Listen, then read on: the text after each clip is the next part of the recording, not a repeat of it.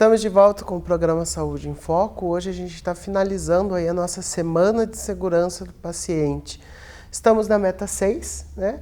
No início, no primeiro bloco do programa de hoje, a gente falou um pouquinho das lesões por pressão. E agora a gente vai falar da outra metade da meta 6, que são as quedas, né, doutor? Exatamente. Quando a gente fala de quedas, é impossível associar principalmente com o grupo dos idosos. Até quando você vai estudar sobre o assunto, as maiores instituições que lançam pesquisas sobre o assunto são instituições focadas na geriatria. Mas a gente não pode esquecer que também criança é um grupo com fator de risco para queda, porque uma criança muitas vezes ela não quer ficar acamada, quer brincar e acaba a cama do hospital é mais alta, acaba caindo. Pacientes que estão em uso de alguma medicação psicoativa. A queda é um agravo que pode se tornar muito sério, como eu já falei anteriormente. Um paciente acamado, que a cama do hospital pode ter até 1 metro de altura, até um pouco mais às vezes, dependendo do tipo de cama que ele usa. Uma queda é um paciente que não está com a mobilidade preservada, ele pode cair direto com a cabeça e fazer um traumatismo crânio grave. E já vi paciente que precisou fazer uma neurocirurgia por causa de uma queda da cama. Então, a queda é algo que tem que ter um cuidado muito grande da equipe de enfermagem e da equipe médica. Toda a assistência tem que focar. Principalmente quando chega um paciente, você olhar, esse paciente eu tenho que ficar preocupado, ter uma preocupação a mais com quedas, porque isso gera uma tensão maior da equipe e do acompanhante. Tem pacientes que precisam estar com o acompanhante 24 horas. Um paciente que, por exemplo, tem um Alzheimer em estágio avançado, que já não tem mais uma interpretação adequada do que está acontecendo, é um paciente que ele não pode ficar nem para dormir à noite, porque nada garante que à noite ele não vá acordar e não vá sofrer uma queda. O hospital tem que ter cuidados para evitar quedas que possam ser evitadas. O tipo do piso que eu vou usar, o horário da limpeza. Você não vai lavar o chão no momento que tem maior fluxo de pessoas e pacientes. A altura da cama. As camas, normalmente, a maioria, não todas, elas estão reguláveis. Você consegue ajustar a altura. O que acontece? Normalmente a gente deixa uma cama bem alta porque é mais prático. Eu chegar lá, fazer o que tem que fazer. O técnico, o médico, o enfermeiro, a gente chega, examina o paciente e vai embora. Só que a gente tem que considerar que, às vezes, o paciente tem mobilidade, ele quer sair da cama.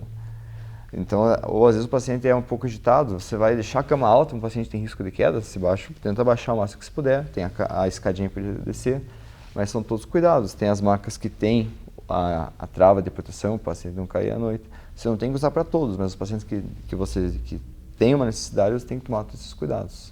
Eu coloquei aqui os fatores de risco para o paciente ter uma queda. A gente pode dividir em alterações fisiológicas, com pacientes idosos tem uma fraqueza muscular, tem uma alteração sensorial mais importante.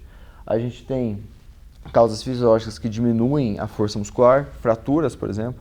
O paciente que sofre uma fratura e não é que ele esquece, mas por um momento, por um relapso, o reflexo ele tenta apoiar sobre o mesmo machucado e acaba sofrendo uma queda, às vezes piorando a fratura dele. Quantas vezes a gente já vê um paciente que coloca uma placa numa fratura do membro inferior da perna e volta um mês depois com a placa quebrada porque esqueceu e sofreu uma queda em cima. Fratura de fêmur é muito comum, o paciente voltar com a fratura, com a prótese que foi colocada fraturada. Então é um cuidado, paciente que não é idoso, mas tem esse fator de risco. Alterações patológicas, pacientes doentes crônicos, por exemplo, o paciente com uma doença renal crônica, ele tem, digamos, ossos mais fracos, uma espécie de osteoporose, pelo próprio metabolismo, pela fisiopatologia da doença, que não cabe entrar aqui agora. Mas é um paciente, é um idoso que você pensa assim, ele só caiu do sofá. Mas para esse paciente, uma queda de 50 centímetros pode ser o suficiente para ele fraturar o fêmur, que é um osso extremamente duro, teoricamente, extremamente resistente. Pacientes com doenças oncológicas podem ter fratura por metástase óssea, ou câncer infiltra nos ossos, deixa os ossos mais fracos. É um paciente, por exemplo, teve uma menina de 12 anos que na queimada no colégio fraturou uma vértebra. E daí quando a gente fez o exame de tomografia, que mostrou que eram vários focos de metástase por causa de um câncer que ela tinha. Então não é só o paciente idoso é o principal núcleo porque 30% dos idosos caem uma vez ao ano. Então a gente tem um aumento das quedas, mas tem outros grupos que a gente tem que prestar atenção. Não podemos desconsiderar os fatores psicológicos. Também, não entrando nessa parte, mas paciente, a gente fala dos pacientes psiquiátricos, mas cuidar também que tem pacientes que não têm uma doença psiquiátrica em tratamento, mas que desenvolvem delírio no internamento, por causa do isolamento, falta de contato. E esse é um paciente que, a princípio, ninguém suspeitava que ele poderia ter um fator de risco para queda, e quando ele pode abrir o quadro sofrendo uma queda por uma alucinação, por um quadro de delírio. E, por fim, efeitos colaterais da medicação. Isso, inclusive, até no pronto atendimento. A gente faz, às vezes, uma medicação porque o paciente está muito agitado, e daí o paciente fica meio tonto, vai querer levantar e sofre uma queda. Às vezes, até uma medicação, por exemplo, o Fenergan, que é utilizado muitas vezes para um quadro alérgico, ele pode causar uma lipotímia, uma queda da pressão, o paciente levanta e já cai. E daí a família fica toda assustada, e é uma queda que o paciente não tem nenhuma defesa, ele simplesmente perde a consciência. Então ele não vai ter o mecanismo que alguém que está acordado tem, de colocar as mãos e machucar a mão.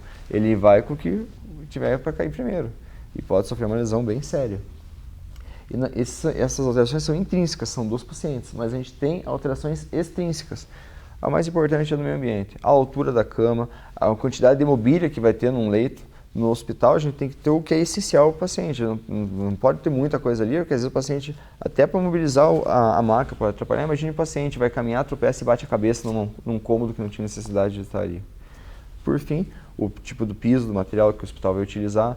Existem alguns pisos que você passa um pouquinho, que tem uma quantidade de água e fica extremamente liso.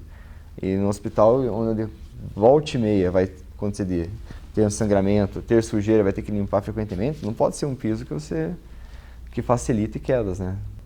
A enfermagem também tem um papel muito importante em relação a quedas, né, Dani? Isso, assim como a lesão por pressão, a enfermagem também, a equipe de enfermagem também utiliza escalas para avaliação do risco desse paciente. Então, o paciente ele entra na instituição e já deve ser avaliado o risco se esse paciente tem risco de queda ou não.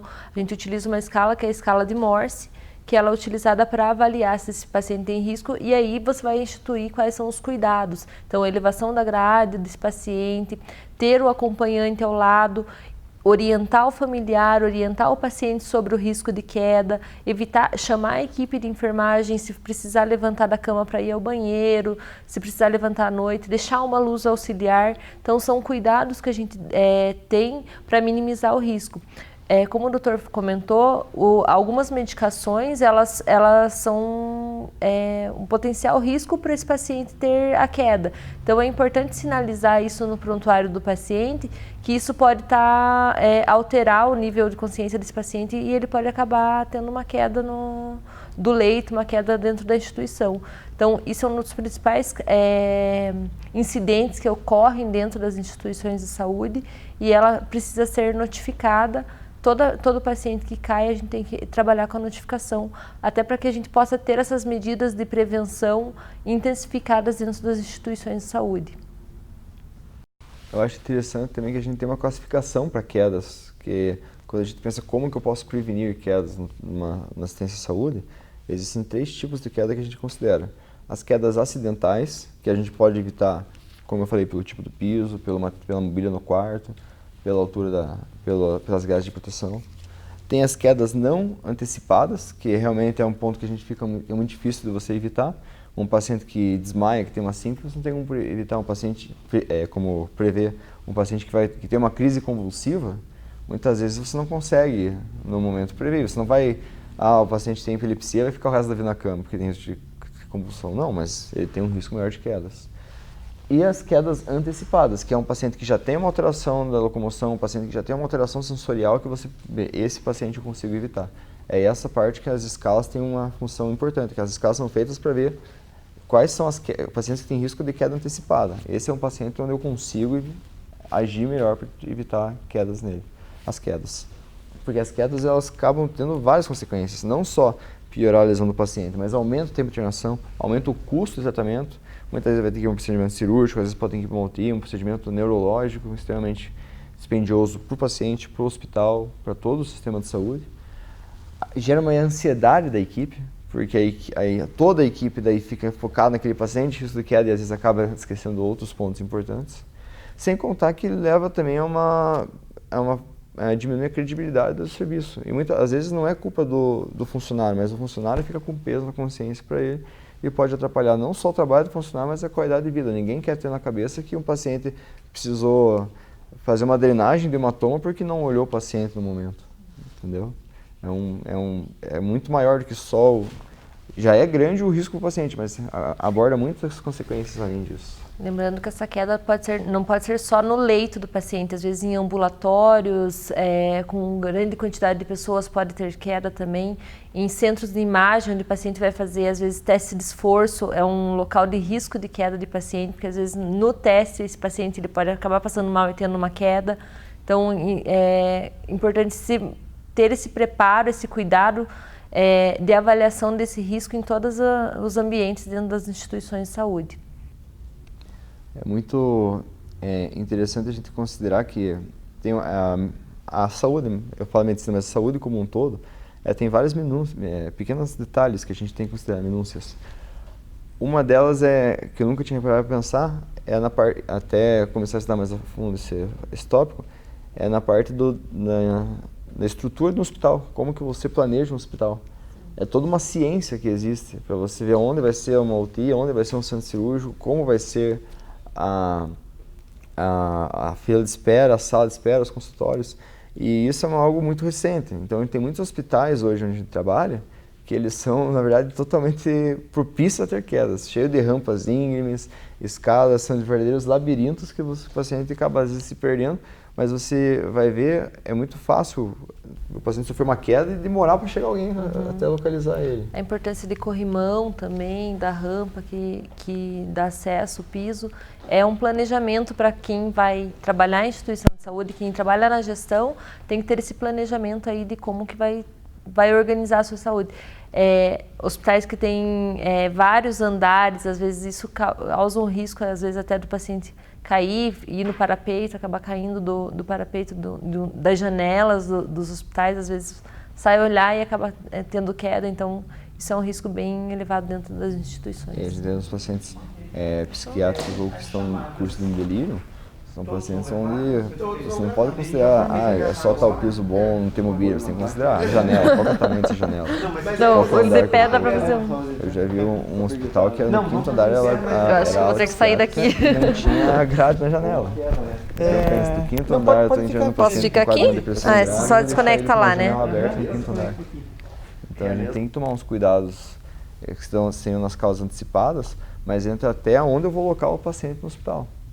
A ala pediátrica também, você não vai colocar no andar muito no quinto andar se não tiver um potencial que tem, porque muitas vezes a gente olha assim, é um hospital, eles fazem janelas adequadas, mas de um consultório, agora imagina um hospital inteiro, você cumprimenta um outro funcionário que vai ver outro paciente. A quantidade de hospitais antigos, exponencial, principalmente os de caridade, a capacidade de disseminação de uma bactéria. Estruturas muito antigas que sofreram reformas, sofreram ajustes, mas não é o ideal. Então você tem que ter um cuidado da equipe e do gestor. O gestor tem que estar muito atento a isso e a gente tem que tentar sempre entender que é um custo, mas é um custo que no futuro traz muito mais benefícios, né? Não dá para fazer o que a gente chama de economia burra, né? Não vou gastar 100 agora, mas vou ter que gastar 10 mil daqui a um mês por uma fratura que ocorreu. Muito bem, então aí nós finalizamos a 6ª meta de segurança do paciente. Eu quero agradecer imensamente vocês pela companhia essa semana. Agradecer também a Janaína, o José, a Cláudia que participaram com a gente. E mandar um abraço especial para o pessoal do IBSP, o Dr. Branco, o Paulo, a Karina, a doutora Aline também da Fundação para a Segurança do Paciente. E ao pessoal da Sobrasp, nós passamos dias incríveis de muito conhecimento, né, Dani? Um abraço especial para o Dr. Vitor. E ele, lá, quando a gente fez o congresso lá no Rio, ele gravou uma mensagem para todos vocês, pacientes, para vocês, profissionais da saúde, voltada à segurança do paciente. Então, a gente finaliza essa semana com a mensagem do Dr. Vitor. Obrigado a você que nos acompanhou essa semana toda, no programa de hoje. E semana que vem tem mais programa Saúde em Foco para vocês, aqui pela TVE, canal 58.1. A segurança do paciente é um direito dos pacientes, é um direito dos usuários do sistema de saúde.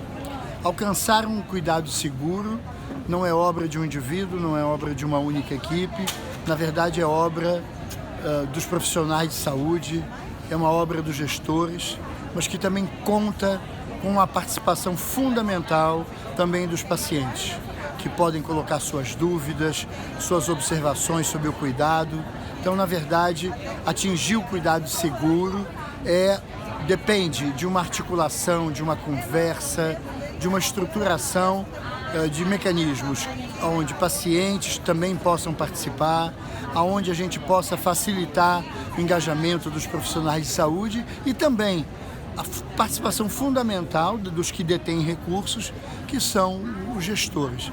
Pensar em segurança do paciente, pensar em cuidado seguro, depende dessa articulação entre gestores, profissionais e pacientes. O nosso congresso tentou, e acho que conseguiu com bastante sucesso, falar de um conjunto de pontos que são fundamentais para que o cuidado seja seguro, os processos educacionais, a ideia de que a gente aprenda com os erros e não tenha uma visão punitiva, de que nós precisamos de inovações para o cuidado, de que nós precisamos de modificações nas leis, para que também tudo aquilo que seja falado e dito sobre a ocorrência de erros, de eventos adversos, não seja usado contra os profissionais de saúde e, ao mesmo tempo, que tudo isso possa colaborar para que não só o cuidado possa ser seguro, mas possa ser efetivo e possa ser centrado no paciente. Muito obrigado.